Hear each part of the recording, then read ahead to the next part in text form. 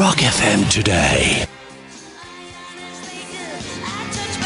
Yeah, that's the Divinyls. That's a good old classic. I touch myself. To all you flashers out there.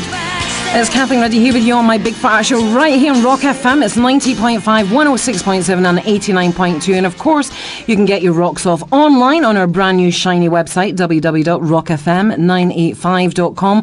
Press the Listen Live button. Now, do you have trouble waking up in the morning? Well, according to Professor Robert Winston, who's a doctor and he's a scientist and he's a television presenter on such gems as the human body, child of our time, to name but a few, well, he claims we are either owls or larks when we are born. It is in our genetic makeup, and that's the way it is, and we'll stay like that for the rest of our lives, regardless of circumstances. For example, if you're an owl and you have a job which starts at 6 a.m, you'll always suffer and you'll always have trouble getting up. Same goes for larks who start to fade around 10 in the evening. Nothing you can do about that. So every morning when my annoying alarm clock goes off with this inane southern woman's voice saying, time to get up, it's 5:30, time to get up, it's 5:30. She sounds really depressed and she wants to go on and tell me about her personal life. Time to get up, it's 5:30. My boyfriend dumped me and I've got nothing to wear and feeling a bit premenstrual. I just want to strangle her with a cheese gutter string. So what is the solution? Such is the importance of this scientific research, and they are now thinking of making exams for larks earlier in the morning, and owls can sit their exams at 11 a.m. Doctors believe owls don't fare so well in early morning exams, regardless of their intelligence levels. And this is the reason why so many companies and exam boards are finally tapping into this. And I have a solution after this one. This is the new Kaiser Chiefs. This is Coming Home. And this is for the lovely Jen in her moo.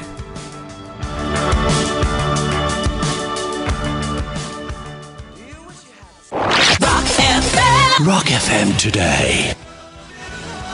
Yeah, that's the Kaiser Chiefs. And they're coming home.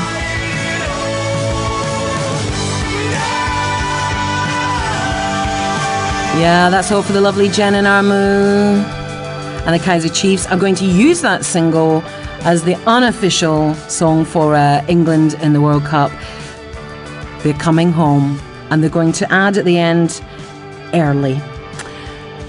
Got another text here from no name to it. It says, the only thing wrong with the sun coming out is the bodies of tourists coming out as well. You should have seen what I just had to. And then the text actually cuts off. So I'm going to assume whatever it is that you saw poked your eye out. Now, I know what you mean, because I do go down the beach myself and I do see the small, tight trunks. And I had an ongoing competition with a friend of mine, and we would photograph the smallest and the tightest. And it even extended to Portugal. When I was over in Portugal, I took some photographs, posted them online, and the older the gentleman seemed to be the tighter and the smaller the trunks. God bless you. Okay, as promised, an excellent solution for all you natural owls who struggle to rise in the morning. US meat firm sent its customers diffusers for the iPhones, which makes a sizzling sound and gives out the whiff of bacon when it's time to wake up. The gadgets were delivered in padded boxes along with bacon-scented liquid and a charger, and they're plugged into the audio jack of the phone and work with an official application. There's a technology writer who tried it out. His name's Mike Wenner. He received his this week. He wrote from the unofficial Apple weblog, after filling the device with a few drops of bacon scent, I set the alarm for my normal wake-up time and hit the pillow at 6:30 a.m. I was awoken by a sizzling sound from the application and a sizable puff of bacon fragrance which dominated the room and led my wife to ask what the hell was going on. It's my bacon phone, I said in a pre-coffee haze, and hit the snooze button. However, he admitted he was still too lazy to actually get up and cook some bacon. The diffusers are the brainchild of Oscar Mayer, which sent them to people who registered for its Wake Up and Smell the Bacon online competition. Now, as somebody that doesn't eat meat, I'm sure that would send me barfing in the morning. Okay, keep the requests coming, 268222073. Now, Jen from Armu, she will vouch for the fact that I actually do play requests as long as they're decent, but if you've got rubbish taste in music, you can get lost. You can also send me a text through 1234, put the word rock, leave a space, then whatever you want to say, abuse away. I enjoy it. Rock FM. Rock FM today. Yeah, that's lovely Eliza Doolittle. Wake up. And according to Apple, wake up the smell of pig.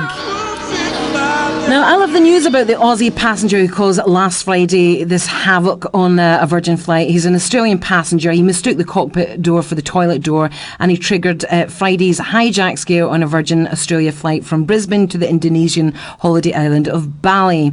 Matt Lockley told Bali police after his arrest that he banged on what he thought was the toilet door for a last-minute bathroom break before the Boeing 737 aircraft landed. The door was actually the cockpit door, and the pilot, Neil Thomas Cooper, responded by alerting Indonesian traffic controllers of a possible hijacking. Crew members then seized Lockley and handcuffed him. A spokeswoman for Virgin Australia and said Lockley was not handcuffed on board but was directed by the crew back to a seat in the rear of the plane. The flight was about to land and Lockley was sleeping. The flight attendant woke him up and he went to the toilet. At the time he thought the cockpit door was the toilet door. Well, maybe that's because it said cockpit on the door. That maybe added to his confusion. Good job he didn't go in and give them a golden shower, though. Right, some competitions and your chance to win with gifts and cash and meals coming up after this one.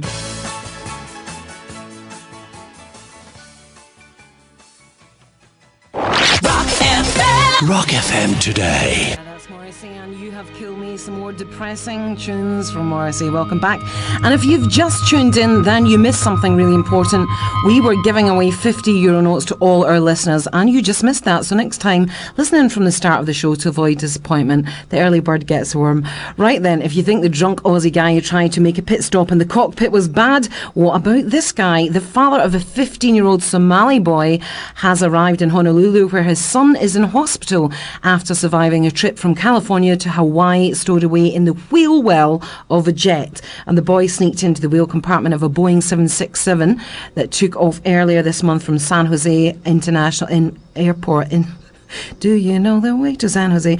I've been in a wheel so long I may go wrong and lose my way. Now, he became one of only a fraction of stowaways to emerge alive after braving freezing temperatures and low oxygen levels. He told investigators he wanted to go to Africa to see his mother.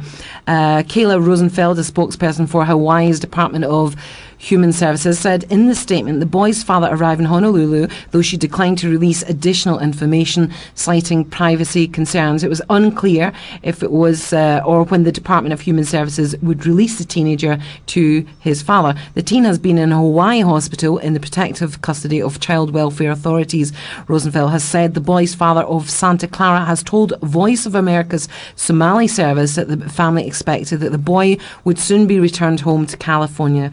Unbelievable how he actually survived in those freezing temperatures and low oxygen levels. Still, the boy released a statement saying it was still a better ride than Ryanair.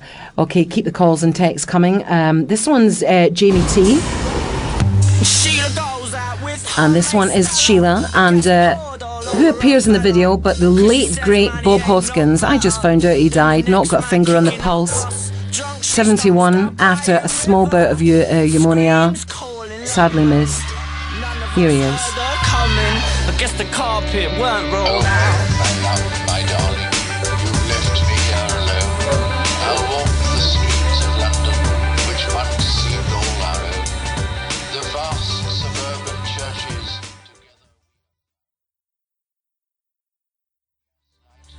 together. Rock FM today. That's Morrissey, and you have killed me. Some more depressing tunes from Morrissey. Welcome back. And if you've just tuned in, then you missed something really important. We were giving away €50 notes to all our listeners, and you just missed that. So next time, listen in from the start of the show to avoid disappointment. The early bird gets the worm. Right then, if you think the drunk Aussie guy who tried to make a pit stop in the cockpit was bad, what about this guy? The father of a 15-year-old Somali boy has arrived in Honolulu, where his son is in hospital after surviving a trip from California to Hawaii, stowed away in the wheel well of a jet. And the boy sneaked into the wheel compartment of a Boeing 767 that took off earlier this month from San Jose International Airport in... Do you know the way to San Jose? I've been in a wheel so long I may go wrong and lose my way. Now, he became one of only a fraction of stowaways to emerge alive after braving freezing temperatures and low oxygen levels. He told investigators he wanted to go to Africa to see his mother. Kayla Rosenfeld, a spokesperson for Hawaii's Department of Human Services said in the statement the boy's father arrived in Honolulu, though she declined to release additional information, citing privacy concerns. It was unclear if it was or when the Department of Human Services would release the teenager to his father. The teen has been in a Hawaii hospital in the protective custody of child welfare authorities. Rosenfeld has said the boy's father of Santa Clara has told Voice of America's Somali service that the family expected that the boy would soon be returned home to California. Unbelievable how he actually survived in those freezing temperatures and low oxygen levels. Still, the boy released a statement saying it was still a better ride than Ryanair. Okay, keep the calls and texts coming. This one's Jamie T. And this one is Sheila. And who appears in the video but the late, great Bob Hoskins. I just found out he died, not got a finger on the pulse. 71 after a small bout of pneumonia. Sadly missed. Here he is. I guess the carpet weren't rolled out. My darling, you left me here alone. I'll walk the streets of London, which once seemed all our own. The vast suburban churches together.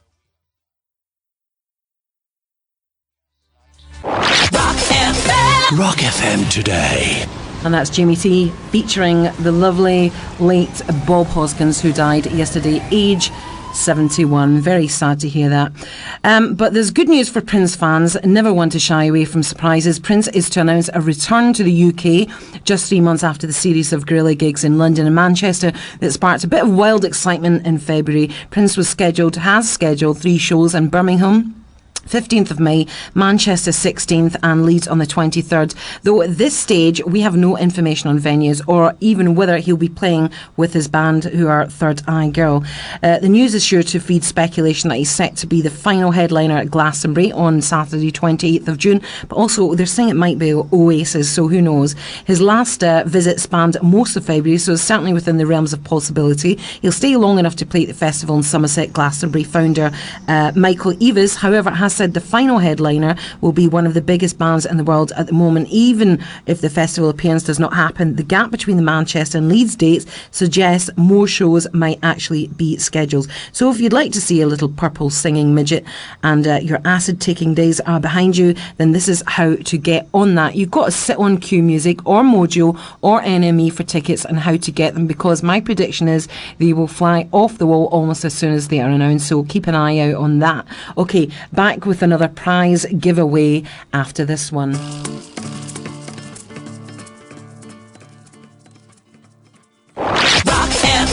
Rock FM today.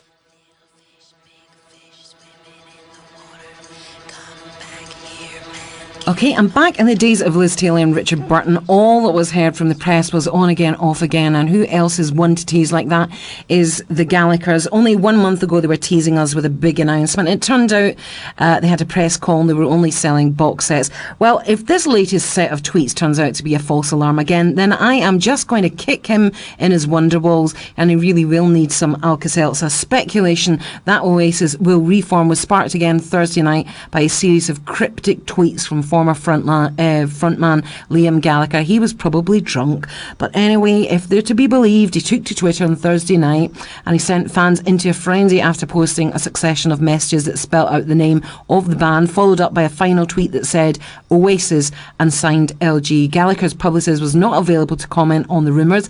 However, the tweets have prompted bookmakers Ladbrokes and Paddy Power to suspend betting on the Britpop band headlining Glastonbury Festival this year. I think actually it's probably Glastonbury that tried to get everybody into a frenzy to buy tickets because you don't know who the headlining act is. Jessica Bridge of Ladbrokes said Oasis were 33-1 until Liam's cryptic tweet, and within minutes punters were clambering to back them at any price available to heading Glastonbury. In next to no time we've racked up significant liabilities on a sensational reunion, and it was time to take a breather when they were backed into odds on. Also, a spokesperson for Paddy Power added, it's looking as though Oasis will live forever after all. Speaking at Glastonbury last year, when he was just a punter, he actually played with his band, didn't he? Liam said cryptically of a potential reunion, it'll happen when it will happen, if the musical gods want it to happen. Well, it's not just the musical gods, it's the fans too. I saw them play live some years ago at Tea in the Park. I was really excited about my front row standing plays until the entire park just swamped towards and squashed me. Oh, it was not agoraphobia, when you, what's the fear of crowds and somebody shouting the words at me, but I can't quite hear them. So I wound up sharking my way to the back to watch them from a safe distance, otherwise known as the big screen. Okay, don't forget to keep in touch tonight, 268222073. You can send me a text. You can to 1234, put the word rock, and then leave a space, and then whatever you want to say to get your requests in and your tuppence worth in, because we're coming up to the last half an hour of the show. Here's Plan B, and She Said. Rock FM today. Yeah, that's the last of the Shadow Puppets. My Mistakes Were Made For You. That was for the birthday ladies. My Mistakes Were Made in Front of You, at least most of them. Great tune. This is My Big Fat Art Show. Keep the calls and texts coming this evening. If you just want to say hi, we insist you do that right here on Rock FM, because the presenters are so needy. We crave your approval. Go home in tears if we don't get it. You can have a request or ask how we are feeling. Actually, don't ask. I may pour my heart out. You may regret that one. You can call and tell me a story, not a boring one though. You can keep that to yourself.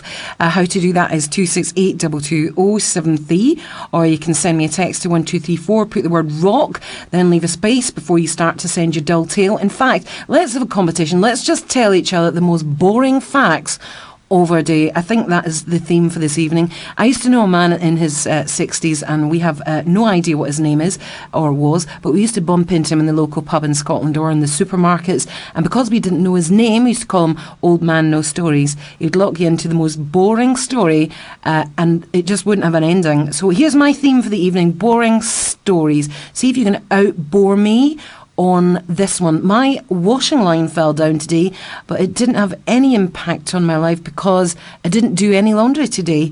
Is that dull enough? Okay, your turn. Text and call with the dullest thing you've done today, and I'll have a quickie after this one. If you want to call during this one, it's 268222073, and there's a break coming up, so good opportunity to get in there.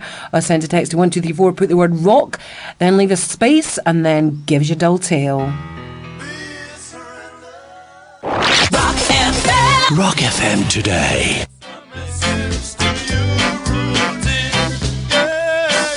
Yeah, that's the specials. Can't beat that one. Message to You, Rudy. That's definitely my anthem. Stop your messing around. It's Kathleen Ruddy here, or Rudy here, with you until 8 o'clock on My Big Fat Art Show. Thank you for all the calls. It always helps to know I'm not broadcasting to a vast empty void. Now, if you're a teacher, then you'll know by now that punishment is a thing of the past. Now, here's a teacher with a little savvy: how to control your class without resorting to violence. Rowdy students were stunned into silence when the maths teacher threatened with Game of Thrones spoilers. The fed-up teacher at the Belgian school asked his pupils who watched the show. Most of them did. Well, said the teacher, I've read all the books, and from now on, when there is too much noise, I will write the name of the next death. The teacher said, silencing the room. What an excellent idea, and a top tip for all teachers out there who need to recoup a little more control. I'm going to be taking calls now, so if you've got something to get off your chest, a little moan or a groan or a request, then here's your chance. It's 268222073, or you can send me a text to 1234, put the word rock, then a space, then whatever you want to say. You moan away, pet. Get that off your chest. Rock FM today. Yeah, it's David Bowie. And of course, that's unmistakable sound of Ashes to Hashes. Not Ashes to Hashes, Ashes to Ashes. It's My Big Fat Show on Rock FM. If you just tuned into the best radio station in the world. Now, there couldn't be a bigger fan of Anchorman and Will Ferrell than me, and I started off way back as a fan. It seemed Will Ferrell could do no wrong when it was Saturday Night Live and with Step Brothers. He subsequently starred in the comedy films Old School, The Other Guys, Elf, and Anchorman, and that was one of the best. He's considered a member of the Frat Pack, which is a generation of leading Hollywood comic actors who emerged emerged in the mid-90s and 2000s, including Jack Black, Ben Stiller, Steve Carell, Vince Vaughn and brothers Owen and Luke Wilson. Anchorman is considered the best out of that lot, and that is saying something because they were all worthy movies. This was one of my all-time favourite comedies, and I so looked forward to the sequel, and there was a lot of hype. Even the teasers that were being released were all pointing to being another hit, with all the money and outstanding comedy actors thrown into the mix. But this was really cringy. Don't go see it. Honestly, that is my review. I don't want to completely tear it down, but I was just embarrassed for them. I don't know how he managed to get it so wrong. He's clever, he's funny, he's a great writer, but they managed, with all these fantastic actors, they managed to get it completely wrong. I know most of his films are really fractured and they're based on improvisation, but this one they seem to sort of be fractured, based on improvisation, and just not reach a climax. They didn't just quite get there. So if you've bought your tickets, then I'm sorry, but it's a washout. Here's Dusty Springfield.